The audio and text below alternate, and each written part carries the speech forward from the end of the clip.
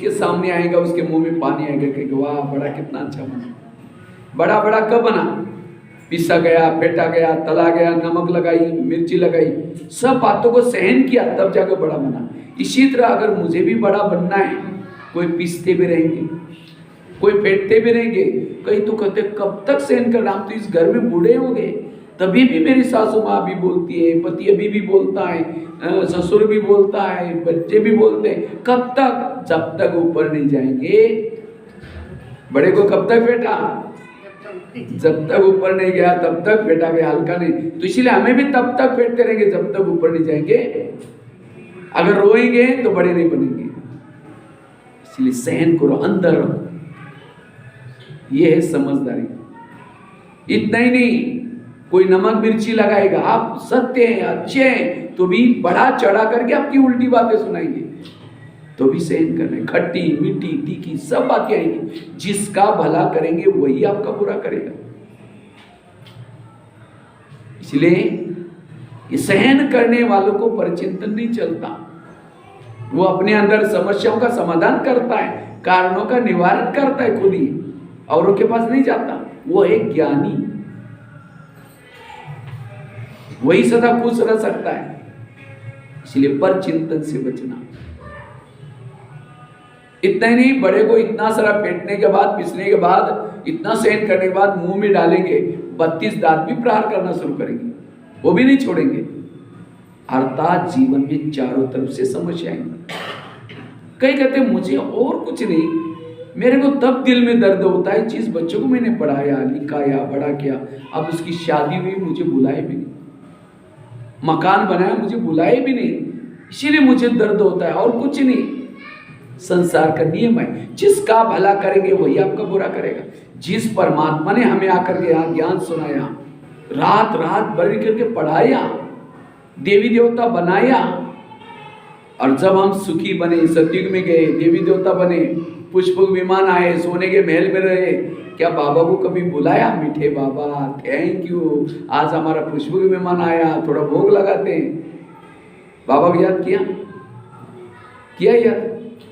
तो बाबा को ऊपर से ऊपर परेशान हो गया बाबा, ये कैसे मेरे बच्चे हैं जिनको मैंने पढ़ाया, देवी आप सुखी बने, बाबा फिर भी कुछ नहीं। इतना ही नहीं, जब द्वापर में गए, जिसने भला करके गया उसको ही गाली देना शुरू किया। हे भगवान तुम कुत्ते में है, कलकन में है, सर्वव्यापी है, ये क्या है? गाली। लेकिन बाबा ने क्या समझे? गाली नहीं, ये मेरे भक्ति करते, भक्ति नहीं दे कर रहे थे, क्या कर रहे थे? गाली दे रहे थे। अगर कोई छोटे बच्चे को कहो तुम कुत्ते में है, बिल्ली में है, सुअर में है, तो कितना गुस्सा आएगा, कहेगा मेरे को सुअर में बोलते पत्थर मार देगा। भगवान जो इतना ऊंचा तेरा नाम, ऊंचा तेरा काम, ऊंचा तेरा धाम, उसको कहा तुम सुअर में है, कुत्ते में है, ये है, तो भी उसने, इसके पास इतनी शक्ति है जिंदा जला सकता है, लेकिन शक्ति का प्रयोग नहीं किया। और ये भी नहीं सोचा जब मैं नीचे जाऊंगा, जिन्होंने मुझे गाली दी उनको मैं कभी ज्ञान नहीं सुना, और गाली अकेले भी नहीं दी, औरों को भी बुलाया। आज हमारे यहाँ गाली देने का प्रोग्राम है, माइक भी लगाया उसके लिए, सुन लो, ऊपर तक आवाज है। कितनी वंडरफुल बात है। बाबा केवल एक ज्ञान सुनाता नहीं है, बच्चे गाली देने वालों को गले लगा दो, अपकार करने वालों के ऊपर उपकार करो। आपको तो एक दो गाली देते होंगे, भगवान को कितने लोगों ने गाली दी। उसने ये सोचा कि इस कल्प में मैं उनको कभी ज्ञान नहीं सुनाऊंगा जिन्होंने मुझे गालियां दी, इस कल्प में मैं नए लोगों को ढूंढूंगा। सोचा, वो ऊपर से आता है, गाली देने वालों को गले लगाता है, अपकार करने वाले के ऊपर उपकार करता है।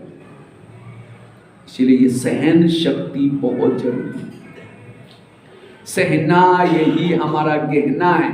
बाकी गहने पहनो ही नहीं पहनो, लेकिन कौन से गहने पहनो?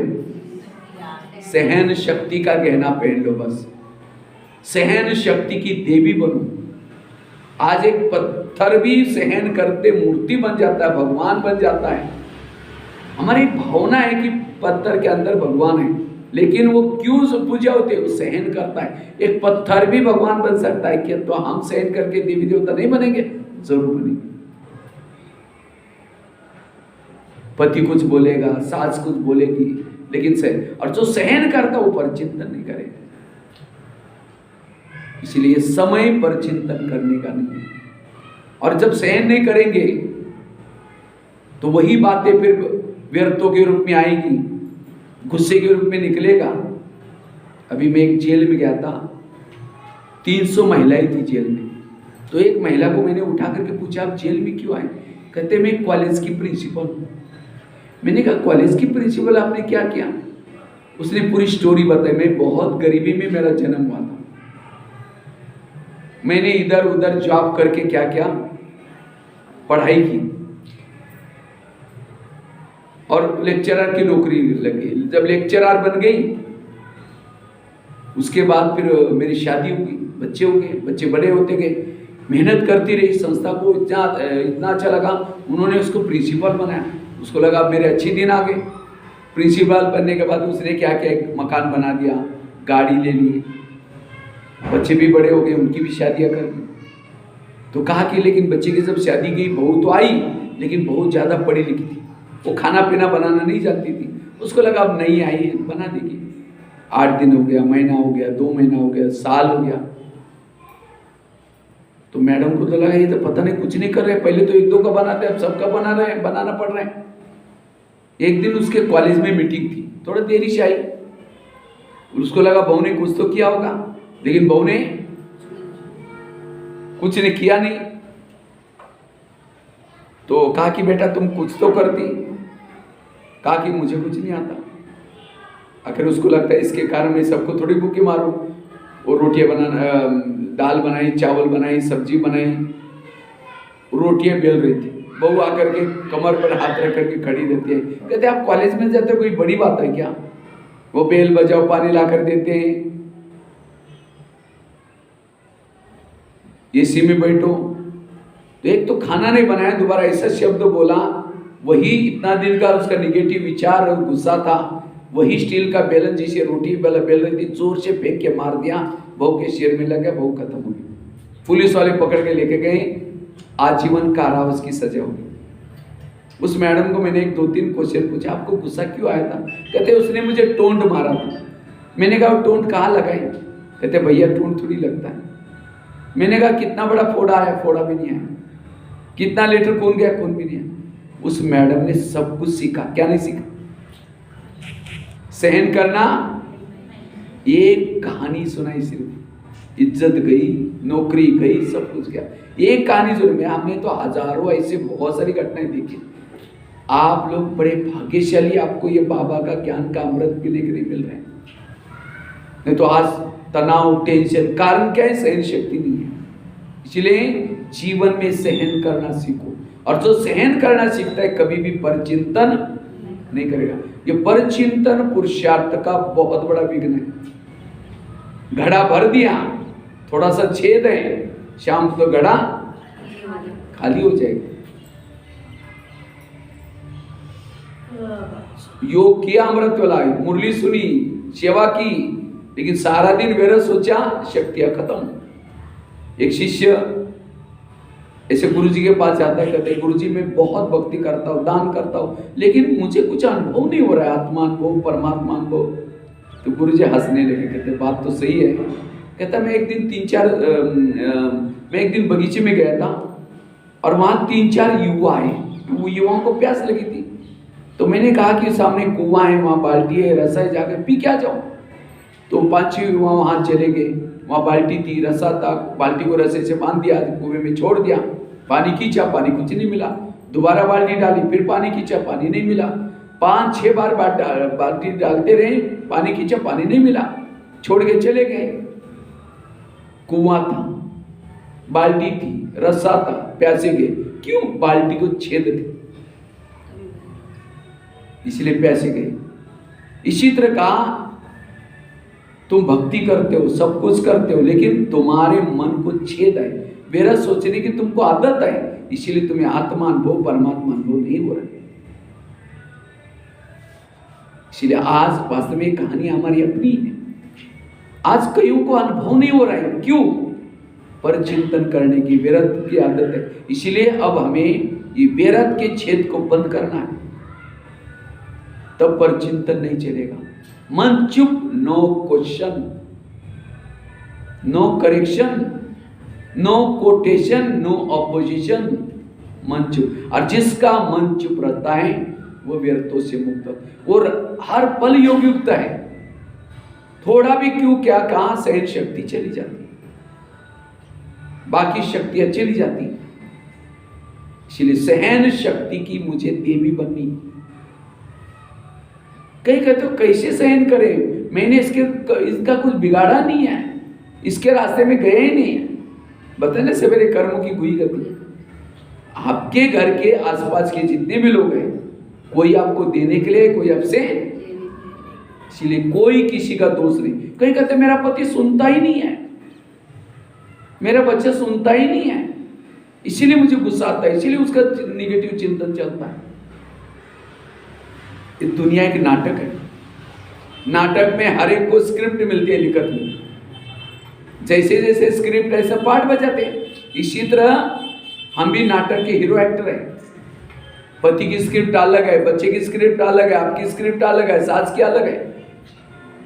वो आपकी सुनेगी, वो स्क्रिप्ट में लिखा है उसकी सुनेगी। पति ने गाली भी दी, क्या कहो, आपने बड़ा अच्छा डायलॉग किया, बड़ा मजा आ गया। उसका दोष नहीं है, उसकी लिखत ही ऐसी है। जैसे नाटक में कोई गाली कर देता है, गुस्सा करता है और उसके बाद फिर उसकी धड़कनें बढ़ जाती है, उसका पता है हमने ये नाटक करे, असलियत नहीं है। जब कैमरा वाला डायरेक्टर था, हाँ चलो एकदम एक्टिव शॉट चालू, तो उसके बाद फिर वो तुरंत वो शराबी नहीं होता, लेकिन वो बोतल लेकर ऐसा ऐसा करता है। जब शॉट पूरा हो गया फिर एकदम ठीक हो। इसी तरह आत्माएं कोई गलत नहीं है, लेकिन उनकी शॉट है, इसलिए वो गुस्सा करता है, ये करता है, लेकिन एक्चुअली कुछ नहीं है। जब ये समझेंगे तब जाकर के परचिंतन नहीं चलेगा। इसलिए पर चिंतन से बचना। थैले की कहानी बताई, पीछे का थैला कभी आगे नहीं लेना, अन्यथा अगर पर चिंतन करते रहेंगे जीवन भर में खाली ही रहेंगे, जीवन में कुछ नहीं कर पाएंगे। जो दूसरों को देखता है वो अपनी आत्मा का चिंतन नहीं कर सकता। इसलिए एक ठग था, तो एक सेठ जी ने बहुत सारा कोठी बेच करके कहीं जा रहा था अपने शहर में, तो ठग क्या करता है, उसके पीछे लग गया उसका पैसा लेने के लिए। तो उसके ही ट्रेन में, उसी की बोगी में क्या किया उसने, रिजर्वेशन बना करके चला गया। तो ठग की चाल चलन देख करके वो सेठ जी को समझ में आया कि उस गड़बड़ी वाला व्यक्ति लगता है। तो पहला स्टेशन आया, कहता है सेठ जी आपको प्यास हो गई, नहीं लगी, थोड़ा पानी पी के आओ। अब सेठ जी को पता है कि मैं पानी पीने के लिए जाऊंगा तो मेरा गठरी गायब कर देगा। कहा कि ऐसा है, मैं पानी पी के निकला था, अब तुम पी के आओ, मेरे बोतल में भी लाओ, तो अगले स्टेशन में मैं जाऊंगा, मुझे थोड़ा घूमने फिरने का शौक है। तो ठग तो बड़ा खुश हो गया, तो क्या किया, चला गया। तब तक सेठ जी ने अपनी पैसे की गठरी बांध दिया और उसके तकिए के नीचे रख दी। तो तब तक ट्रेन की सीटी बज गई, वो ठग पानी लेके आ गया।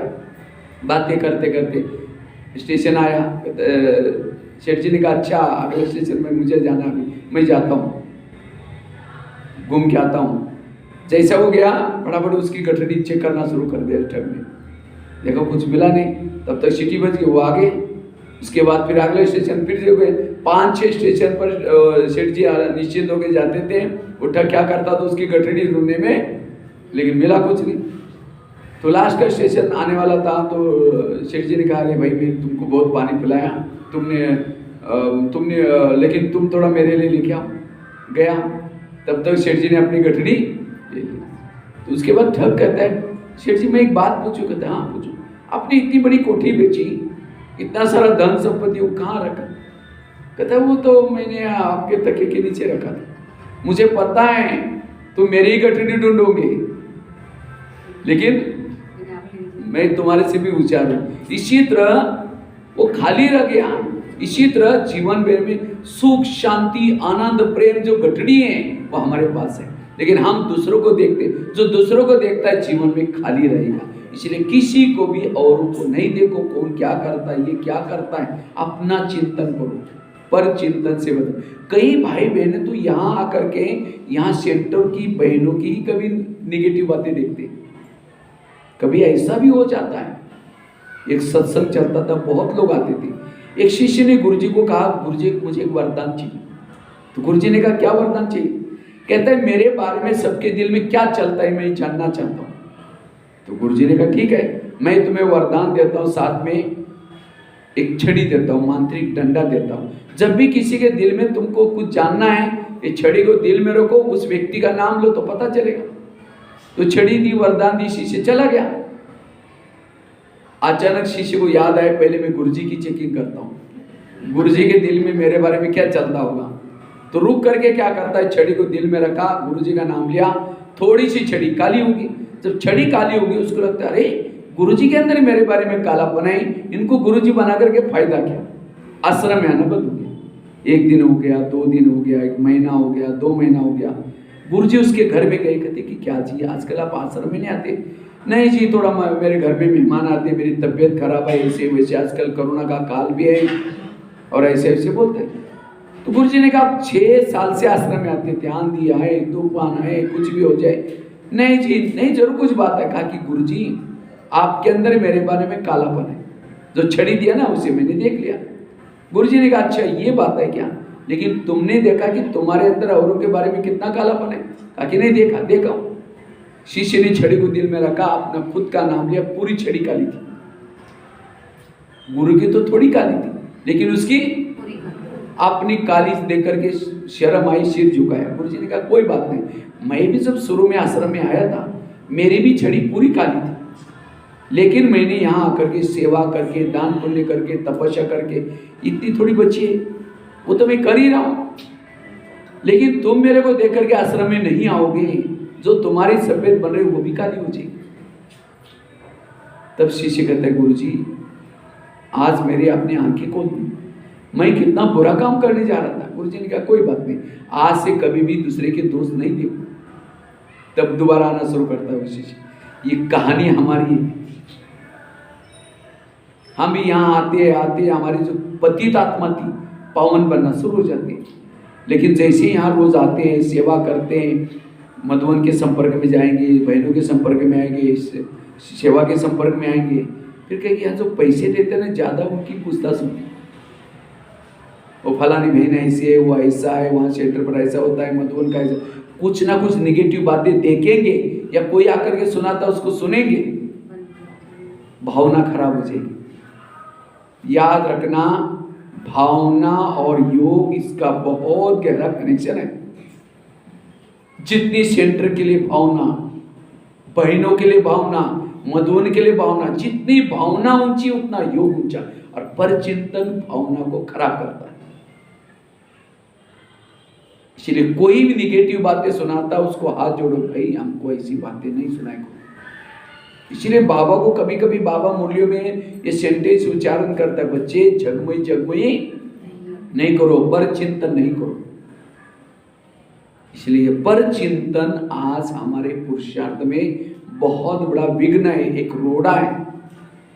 इसलिए संकल्प लो, अभी नवरात्रि आने वाली, तो नवरात्रि के पहले संकल्प लो। हाँ सभी हाथ आगे करेंगे। प्यारे बाबा, संगम युग चल रहे हैं, संगम युग में कभी भी हम परचिंतन नहीं करेंगे, हम किसी के दोष नहीं देखेंगे, परचिंतन करके वायुमंडल खराब नहीं करेंगे, सोचिंतन कर सहनशील बन शिव शक्ति बनेंगे। ओम शांति। ठीक है, अभी इस हाथ की लाज रखना, क्योंकि कभी कभी होता है, जाकर के सुनाएंगे। कई तो कहते हैं हम बहुत आगे बढ़ना चाहते हैं, हमको कोई चांस ही नहीं देता। पतंग कहता मैं आकाश छूना चाहता हूं, लेकिन क्या करे, इस व्यक्ति मेरा धागा पकड़ा हुआ है, अगर ये धागा छोड़ेगा मैं कहां जाऊंगा। अगर वो पतंग का धागा छोड़ देंगे तो ऊपर जाएगा, नीचे आएगा और नीचे आएगा। वो धागा क्यों पकड़ा हुआ व्यक्ति ने, कई पेड़ों में, कई तारों में अटक न जाए, टूट न जाए, इसीलिए पकड़ा हुआ है। वो मौका दे करके पतंग उड़ाने वाला छोड़ता है। हर पतंग उड़ाने वालों को लगता है मेरा पतंग सबसे ऊंचा जाएगा। इसी तरह आज हमारे जो भी बड़े चाहते हैं कि हर एक आगे बढ़े, लेकिन क्यों पकड़ते हैं, कभी कोई रोकते टोकते, क्यों? क्योंकि कहीं टूट ना जाए। इसलिए मेरा धागा किसी के हाथ में चाहिए, मुझे कोई रोकने वाला, कोई टोकने वाला चाहिए। जिसको ईगो कहा तो तेरे मेरे सबके बीच में बोला। इसीलिए बाबा कहते बच्चे, मान अपमान निंदा स्तुति में भी अगर कोई बहनों ने महिमा की, वाह माता आप कितनी अच्छी हो, ये हो, बस फूल गए, गुब्बारा बन गए। योग लगाते समय बहन जी की बोली हुई बातें याद आएगी, बाबा याद ही नहीं आएगा। और एक दिन अचानक बहन जी ने कहा कि माता जी तुम्हारा मैनर्स ठीक नहीं है, अच्छा ऐसा नहीं करना चाहिए, कमाल है, सबके बीच में बोल दे, तुरंत हवा ही निकल गई। योग में बैठेंगे, अरे मैं इतना सेवा किया तो भी बहन जी ऐसी बोलती, योग लगेगा नहीं, वही बातें याद है। ना मान में फूल जाऊं ना अपमान में। इसलिए पर चिंतन से बचना, इस समय बड़ा नाजुक है। कई कहते बस थोड़ा 10 मिनट ऐसे कर रहे थे, बस ऐसी बातें सुन, 10 मिनट ही एक जन्म का अब कमाई करने वाले थे। और इसके लिए सहन शक्ति का सहारा लो। अगर सहन शक्ति आपके अंदर आएगी, आपके अंदर सहन शक्ति अपने आप आएगी। ये सहन शक्ति की कमी के कारण आज हम क्या करते हैं, ये परचिंतन करते हैं। इसलिए मुझे किसी का परचिंतन नहीं करना है, सब निर्दोष है, कोई किसी का दोष नहीं तो गुस्सा आएगा, और गुस्सा आने से कई प्रकार की बीमारियां होती है। सवेरे का ना, जिसका पाँव गरम, पेट नरम, दिमाग ठंडा, उस घर में कोई डॉक्टर है उसको मार दो डंडा। पाँव को गरम रखो, पेट को नरम रखो और दिमाग को। लेकिन आजकल उल्टा होता है, पाँव रहते हैं ठंडे और दिमाग रहता है गरम। पड़ोसी के पास जाकर के बैठेगी, समझो पति ने कुछ बोल दिया, चुप तो बैठेगी। पति जैसा ऑफिस में गया, पड़ोसी के पास जाकर बैठेगी, पानी भरने के बहाने जाएगी या माचिस लेने के बहाने जाएगी, कहेगी खाना खाया, अरे क्या खाओ, पति ने आज घमासान किया। वो कहेगी मेरा भी ऐसा है, मेरी सास भी उसे मिली, फिर बेटा भी ऐसा है, कब तक सहन करना है। फिर कहते वो कहेगी मैं कभी कभी मेरे पति को धमकाती हूँ, तुम भी कम नहीं करना, तुम भी ऐसे करना। बस ये बातें सुन के आए, सारा दिन वही चिंतन चलेगा। शाम को पति आता है, पानी मांगता है, कैसे देंगे, ले तेरे को आता नहीं है। फिर खाना भी बनाएंगे, खा करके मुझे ही बोलता रहता है, ये करता रहता है, ये कुछ नहीं करते। पूरा घर में जैसा खाओगे अन्न वैसा बनता है, जैसा पियोगे पानी। मंदिर में जो अमृत होता है, गुरुवार का अमृत होता है, कैसे लेते, बड़े प्यार से है पानी, देने वाला प्यार से दे रहा, लेने वाला भी अमृत बन गया। हमारे बॉडी में 70% पानी है। पानी अगर गुस्से वाला आपने पिया है, वही पानी जहर बन जाता है, शरीर बीमार हो जाता है। इसलिए पानी को क्या करो, दृष्टि देकर के बड़े प्यार से पियो। किसी को भी पानी बड़े दृष्टि देकर के प्यार से दो, उसकी बीमारी भी ठीक हो जाएगी।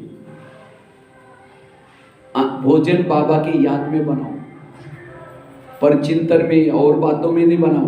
भले चाहे तो आजकल मोबाइल है, गीत बजाओ, कोई क्लास सुनते हुए भोजन बनाओ। महाराष्ट्र में एक शिवाजी पैदा हुआ था।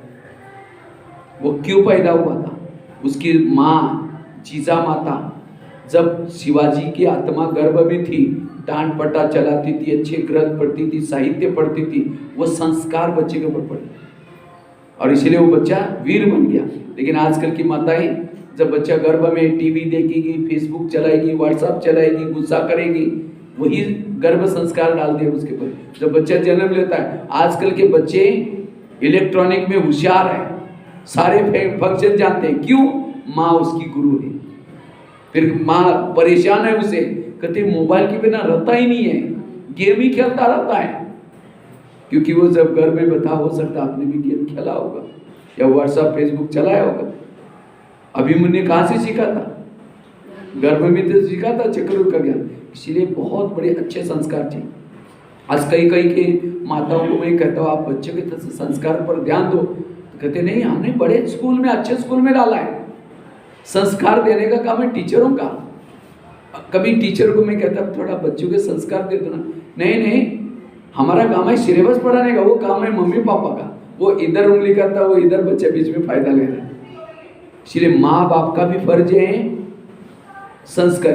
अगर माँ फैशन करती है तो बच्ची क्या सीखेगी? वही सीखेगी। इसलिए मुझे मेरा कोई ऐसा कर्म करके आज था ना, गुण मूर्त बनना, यही महादान है। आप खुद ऐसे रहो उस गली में, किसी को ज्ञान सुनाने की जरूरत नहीं है। आप खुश रहते हैं, सहनशील है, दूसरे के साथ नम्रचित होकर रहते हैं, लोग आपसे ज्ञान अपने आप आपसे महादान हो रहे हैं, आपको देख करके वो ज्ञान में चलेंगे। नहीं तो क्या होता है, कई तो माताएं है ज्ञान में चलती है, चेहरे में कोई खुशी नहीं है, उदास है, निगेटिव चिंतन है, पर चिंतन है। लोग घर में जाते कहेंगे मुसीबत आ गई, क्या समझते हैं? बाबा कहते आगे चल करके मेरे बच्चों के चेहरे यही म्यूजियम का काम करेंगे। लेकिन कौन से चेहरे? जिसमें खुशी है, जो खुश है, जो पॉजिटिव सोचते हैं। नेगेटिव वालों के चेहरे पे खुशी, आजकल श्रृंगार करते हैं ना माताएं, दुनिया वाली बिंदी लगाते, वैरायटी बिंदी लगाते, फैशन वाली बिंदी लगाओ। कौन सी? भाईचारे की बिंदी लगाओ, आत्मिक बिंदी लगाओ। कंगन पहनो, लेकिन कौन से? दृढ़ता के कंगन पहनो, हमेशा दृढ़ता सफलता की चाबी। पायल पहनो, लेकिन कौन से? उमंग उत्साह के पायल पहनो। उमंग ही नहीं है मुरली सुनने का, योग लगाने का, उमंग ही नहीं, वो पायल क्या काम? आजकल तो दुनिया में तो लाली पाउडर भी लगाते, लाली लगाओ, लेकिन कौन सी? मधुर मुस्कान की लाली लगाओ, सदा मुस्कुराते रहो। अब किसी ने लाली तो लगाई, चेहरा मारा, लोग तो डर जाएंगे, पता नहीं क्या हो। ये है सच्चा श्रेय। वास्तव में ब्रह्मा कुमारी का केंद्र एक ब्यूटी पार्लर है। ये क्या है? ब्यूटी पार्लर है। यहाँ बाबा रोज आपका श्रृंगार करता है। वो श्रृंगार करने की भी जरूरत नहीं है। लेकिन असली दो प्रकार के पर्सनालिटी होते हैं, एक होता है इनर पर्सनालिटी, दूसरे होते हैं आउटर पर्सनालिटी। लेकिन आजकल के लोग कौन सी पर्सनालिटी बढ़ा रहे हैं? आउटर पर्सनालिटी को डेवलप करके किसी को आकर्षित किया, उसका भी पतन, खुद का भी पतन। महात्मा गांधी की कौन सी पर्सनालिटी थी? इनर। बाहर से तो बुजुर्ग थे, डंडा लेके चलते थे, लेकिन सबका आकर्षण महात्मा गांधी। अभी भी इनर पर्सनालिटी वाला युगों युगों तक अमर बन जाता है, वो चला जाने के बाद भी अमर हो जाता है। और आउटर पर्सनालिटी वाला चला गया, उसका नाम भी खत्म हो गया, बहुत बड़ा पाप कर जमा करके गया, अनेक लोगों को बिगाड़ कर गया। इसलिए इनर पर्सनालिटी तब बढ़ेगी जब सहनशील, एक वैल्यूज धारण करेंगे, गुण धारण करेंगे। इसलिए हमें सहनशील बनना है, पर चिंतन की बातों से बचना है। अब रोना बंद करना है। जिन रोया दिन होया। बाबा ने कहा जैसे दुनिया में कोई फैक्ट्री धुआं निकालती है तो गवर्नमेंट क्या करता है? इसको बंद करता है। इसी तरह परचिंतन करेंगे तो बाबा देखेगा परम धाम से ये मध्य प्रदेश की कौन सी फैक्ट्री से धुआं निकल रहा है, उसके बुद्धि का ताला बंद कर देगा। इसीलिए सोच चिंतन करके वही मंडल अच्छा बनाना। भले आप यहाँ बैठे, आपको सेवा में जाना, मनसा सेवा कर सकते हैं। कौन कर सकता है? जो सोच चिंतन करता है। इसलिए पर चिंतन को छोड़ना है। इसलिए क्या क्या बहुत सारे एग्जाम्पल सुना, थैले वाले एग्जाम्पल, सिर हिला करके हाँ जी नहीं करना, जीते जी मर जाना, अभी नहीं करना ना अभी नहीं करना। और क्या सुनाया? छड़ी वाला एग्जाम्पल। हाँ, बहुत सारे एग्जाम्पल बताए। दही बड़े की बात भी बताई। बड़ा बनना है, मुझे सहन करना है, कभी भी रोना नहीं है। और जो सहन करता है उसको कोई बीमारी का भी असर नहीं पड़ेगा। आगे चल करके बहुत और भी बीमारी आने वाली है, लेकिन इन सब बीमारियों का सामना करने के लिए सहन शक्ति चाहिए। इसलिए कहते ना, आजकल देवियों की पूजा कर रहे, कहते देवियों ने रक्षा की। वास्तव में वो देवियां नहीं, लेकिन हमारे अंदर की शक्तियां, इन शक्तियों को जागृत करो, सहन शक्ति को जागृत करो, परखने की शक्ति को जागृत करो, तब आपकी रक्षा होगी। इसलिए पर चिंतन की बातों से बचना है। ठीक है? ओम शांति। तो माता ऐसे भी शिव शक्ति बनेंगे। ठीक है? कोई भी अपनी एनर्जी वेस्ट नहीं करना है पर चिंतन में, तो शिव शक्ति बन सकेंगे। और जो शिव शक्ति बनेंगे रावण को भी जला देंगे, और तब आपकी सच्ची दिवाली आने वाली है। ओम शांति। ओम शांति। बाकी परिचय